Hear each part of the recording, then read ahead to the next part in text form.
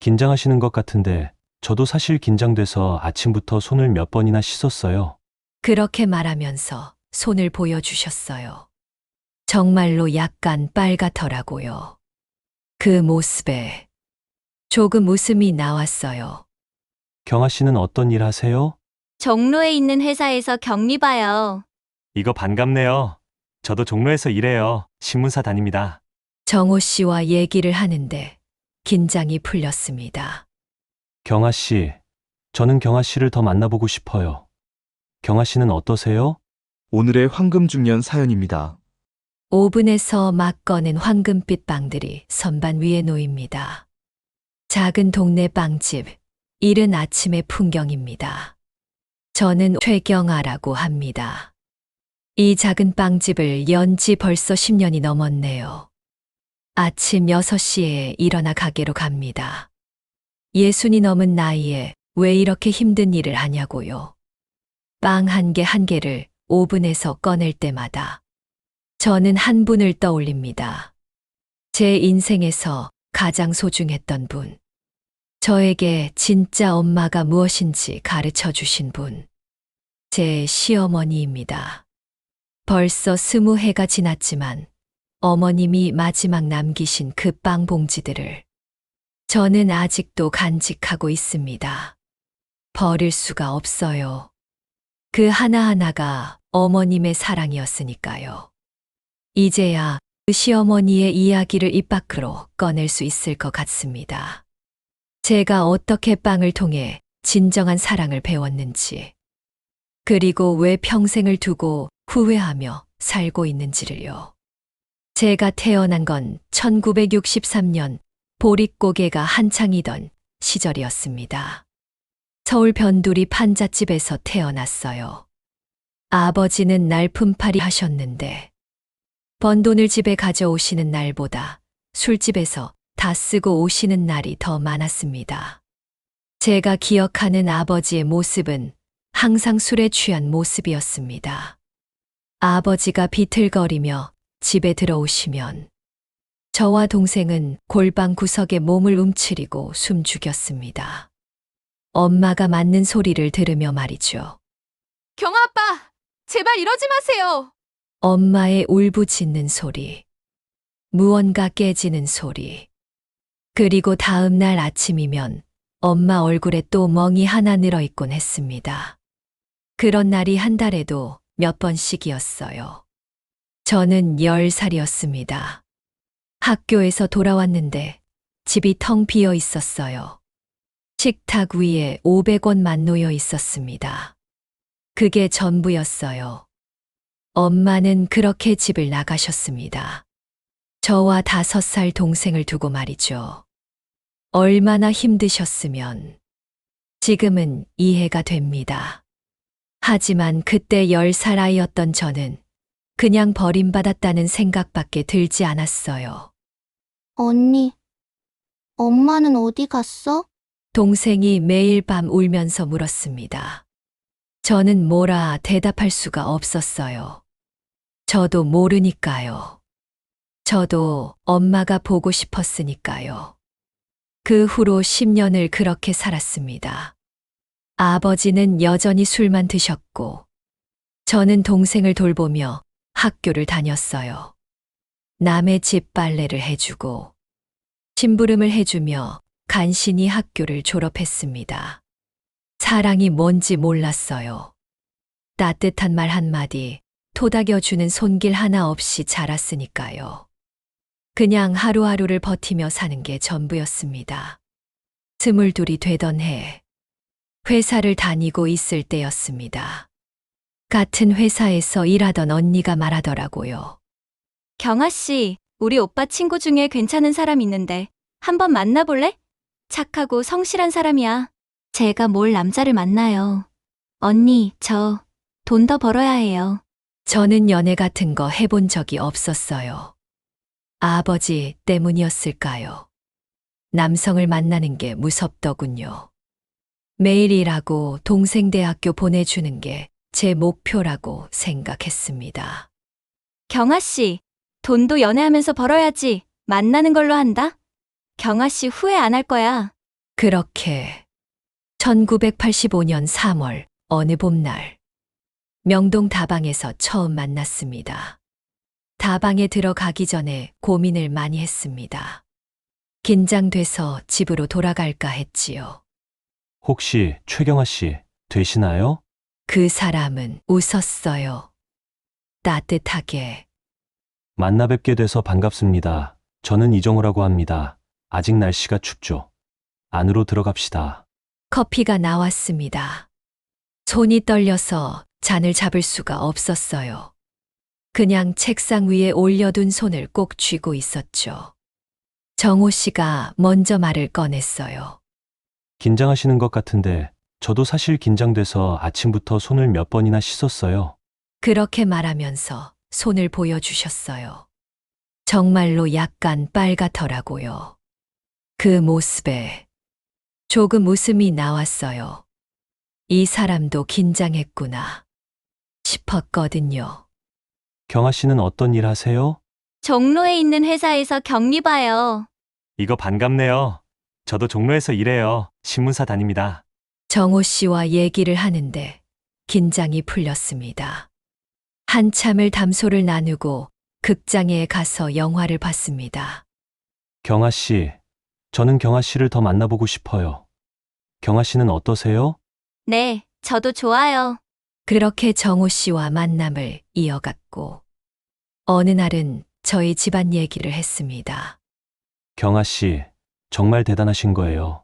어릴 적부터 동생을 돌보면서 일까지 하시다니 쉽지 않으셨을 텐데. 제 인생에서 누군가가 저를 대단하다고 말해준 건 그때가 처음이었어요. 가슴이 뜨거워졌습니다. 눈물이 날 것 같았어요. 여서 달을 만났습니다. 정호 씨는 한 번도 술을 마시지 않았어요. 화를 내지도 않았고 늘 제 말을 경청해 주었습니다. 아버지와는 다른 사람이었습니다. 이 사람과 함께라면 행복할 수 있을 것 같았습니다. 살면서 처음으로 미래에 대한 희망이 생겼어요. 결혼을 결심했습니다. 하지만 한 가지 걱정이 있었어요. 바로 시어머니였습니다. 그 시절 시집살이가 얼마나 혹독했는지는 다들 아실 겁니다. 친구들한테서 들은 이야기만 해도 끔찍했어요. 친정 찾아갔다고 혼나고 살림 못한다고 욕보고 여자가 결혼하고도 바깥일 하면 손가락질 받았죠.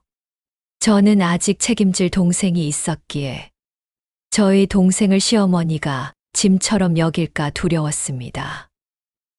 또 저는 제대로 된 가정교육도 받지 못했어요. 요리도 서툴렀고 살림도 잘 몰랐습니다. 시어머니가 저를 어떻게 볼까 두려웠어요. 잠을 한숨도 못 잤습니다. 내일이면 시댁에 인사를 드리러 가야 했거든요. 1985년 11월 어느 추운 날, 정호 씨 손을 잡고 시댁 문을 열었습니다. 작은 주택이었어요. 현관문을 열자마자 김치찌개 끓는 냄새가 났습니다. 그리고 나오신 분이 저희 시어머니입니다. 작은 키에 따뜻한 미소를 가진 분이셨어요.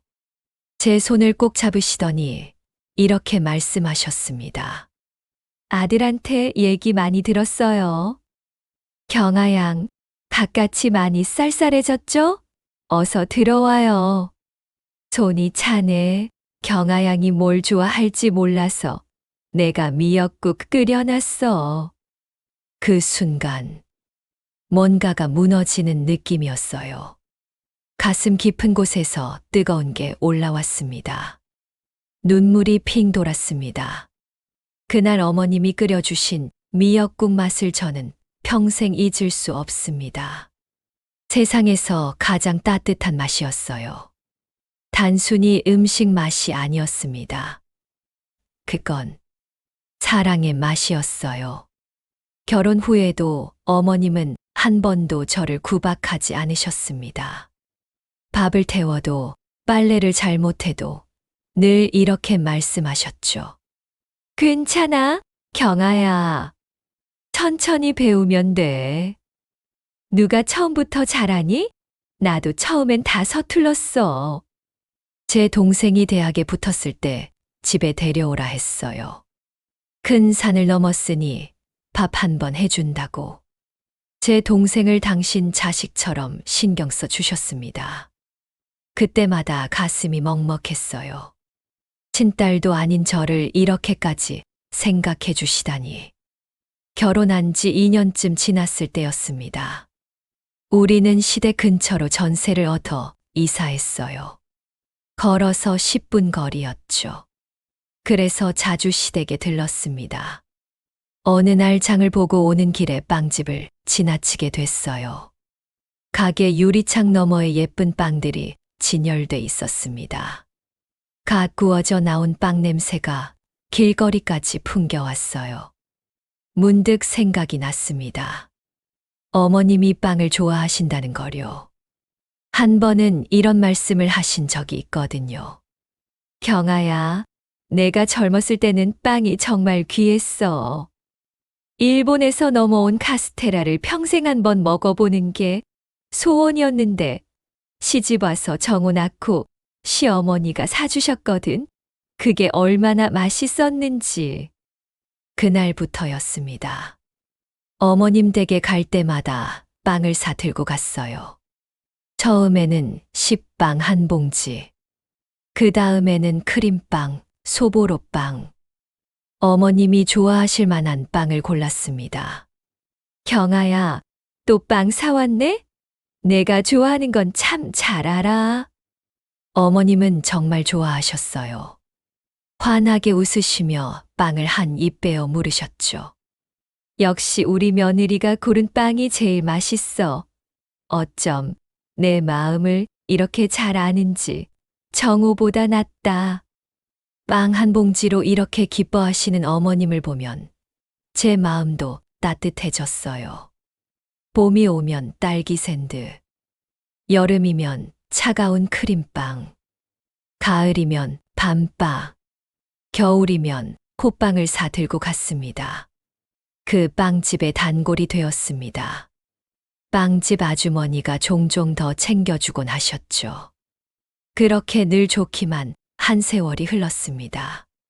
빵은 우리만의 특별한 약속 같은 거였어요.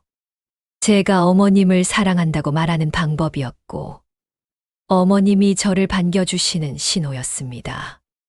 그때는 그게 영원할 줄 알았어요. 우리가 계속 이렇게 빵을 나누며 함께 늙어갈 줄 알았습니다. 어느 날이었습니다. 평범한 가을날이었어요. 어머님은 성당 모임에 가신다고 나가셨고, 저는 집에서 김장 준비를 하고 있었습니다. 오후 3시쯤이었을 겁니다. 정호 씨한테서 급하게 전화가 왔어요. 여보, 병원으로 빨리 와. 엄마가 교통사고를 당하셨어. 머리가 하얘졌습니다. 손에 들고 있던 배추를 떨어뜨리고 택시를 탔어요. 병원까지 가는 20분이 평생에서 가장 긴 시간이었습니다. 응급실에 도착했을 때 어머님은 이미 수술실에 들어가신 상태였습니다. 의사 선생님이 나오셨어요. 보호자분이신가요? 응급수술은 잘 끝났습니다. 우선 환자분이 깨어나시고 경과를 지켜봅시다. 어머님이 정신이 드시고 추가적인 검사를 진행했습니다. 괜찮을 거라는 바람과는 다르게 의사의 표정은 좋지 못했습니다. 뇌 손상이 심각합니다.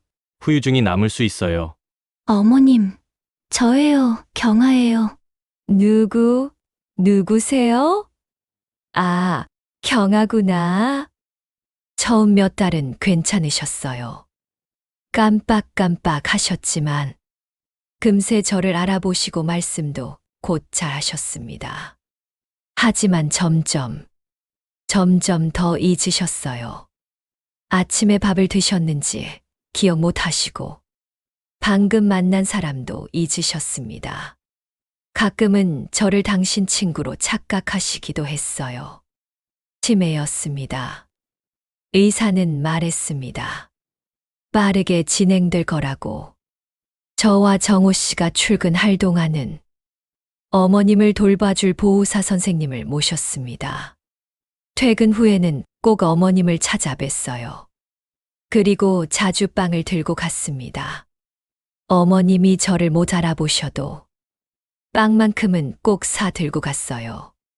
신기한 일이 있었습니다. 빵을 보시면 잠깐이나마 미소를 지으셨어요. 아가씨는 매일 빵 사오네? 빵 좋아해? 난 빵 좋아해요.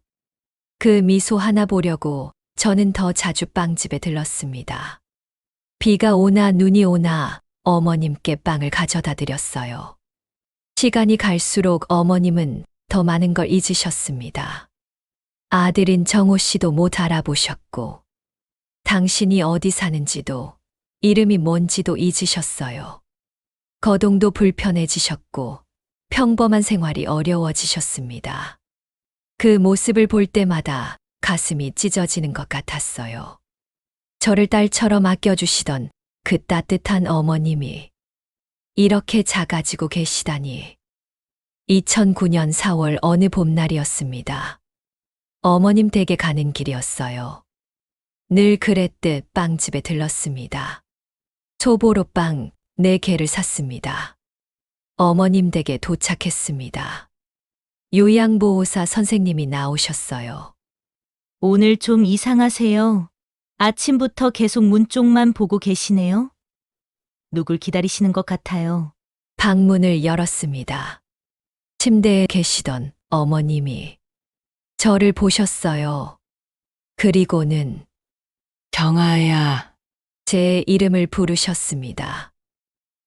몇 달 만에 처음으로 정확하게, 또렷하게 어머님, 저예요, 경아예요. 눈물이 주르륵 흘렀습니다. 경아야, 우리 딸 와줬구나. 한동안 왜 안 왔어? 어머님은 평소와 달리 정정하셨습니다. 목소리도 또렷했고 눈빛도 맑았어요. 마치 병에 걸리기 전 그 모습 그대로였습니다. 어머님, 빵 사왔어요. 어머님이 좋아하시는 소보로 빵이요. 어머님은 제 손을 꼭 잡으셨습니다. 그 손이 떨리고 있었어요. 경아야, 너가 우리 집에 처음 왔던 날 기억하니? 정호가 예쁜 각시 데려온다 했을 때 나도 긴장이 되더구나. 어떤 아가씨가 올까? 근데 경아, 너를 딱 본 순간 예전에 가슴에 묻은 딸이 생각나더구나. 너무 어린 딸을 사랑도 못 주고 보내서 그런지 부모님한테 사랑 못 받고 자란 너가 마음이 계속 쓰였어. 그 상처가 얼마나 컸을까. 너랑 나랑 서로 의지하면서 구멍난 가슴을 조금이나마 채운 것 같아. 정말 고마웠다. 그리고 경아야, 이제 빵 안 사와도 된다.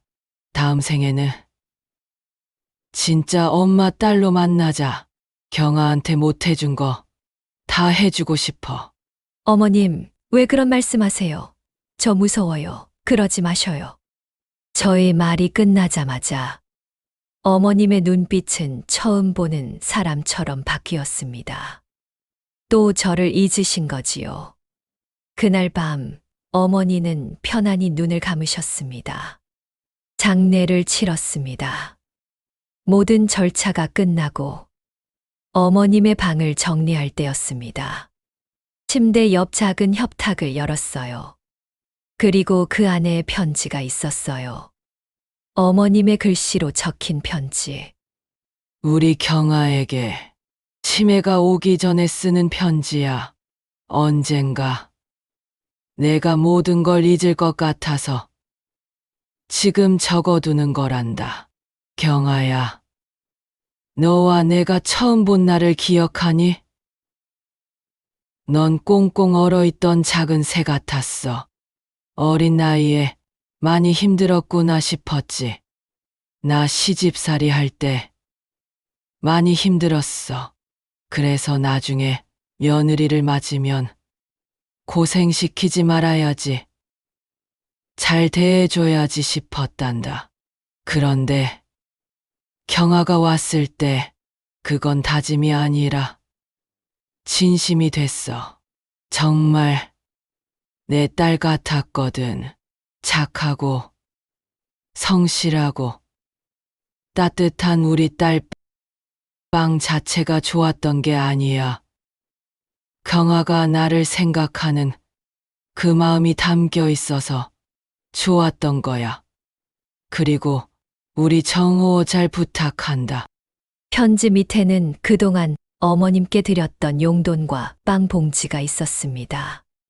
제가 그동안 사드렸던 빵의 봉지들, 빵집 스티커도 작은 리본도 보관하고 계셨어요. 그 자리에 주저앉아 한참을 울었습니다. 그로부터 17년이 지났습니다. 저는 어머니가 남기신 그 빵봉지들을 아직도 간직하고 있어요. 화장대 서랍 한켠에 넣어두었지요. 가끔 꺼내서 하나하나 펼쳐봅니다. 어머님의 손길이 아직 남아있는 것 같아서요. 어머님을 떠나보낸 후 저는 제빵을 배웠어요. 젊은 친구들 사이에서 저만 나이가 많았죠. 그리고 작은 빵집을 열었어요.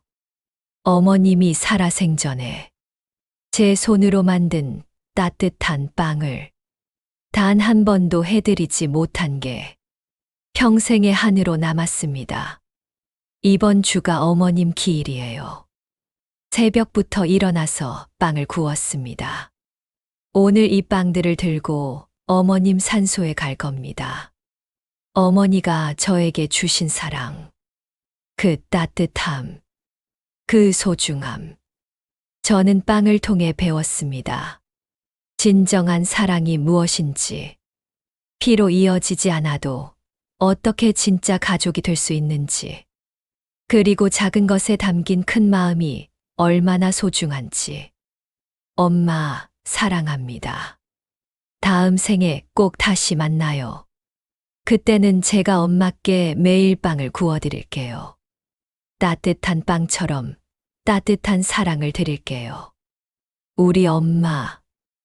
오늘의 황금중년은 여기까지입니다. 이 이야기가 비슷한 상황에 계신 분들께 작은 용기가 되기를 바랍니다.